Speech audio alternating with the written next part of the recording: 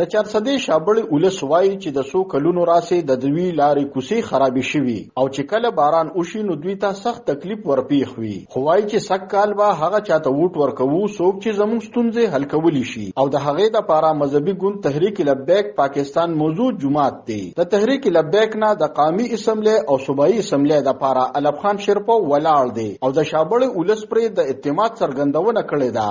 خبريال جاوید محمود دغه ځای د ولس د ستونزو په اړه وایي بلکې په دې روډ باندې فند منظور شوی څو ځله نو مختلفو ځایونو کې صرف ډبې په جوړ کړي نو فند هم د قوم په ځای شوی دی او ډبې په جوړ شوی نورې مروت خراب کړي. دغه سکه دی نایلو ته وګوري دی پلونو ته وګوري چې باران وشي نو دلته کې تقریبا د کونډه هم راوبو جمعه ته نشي دغه یو مسله ټیک نه نظام چې داسې انتخاب پکار د خلکو لچې تاسو کوم خلک ازماولي دي هغه دوباره هم ازماوي. د شابړې ولس الف خان شیرپو ته کلک ډاډ ورکړو چې هغه به د قومي او صوبایي اسمبلی غړي جوړول کیږي.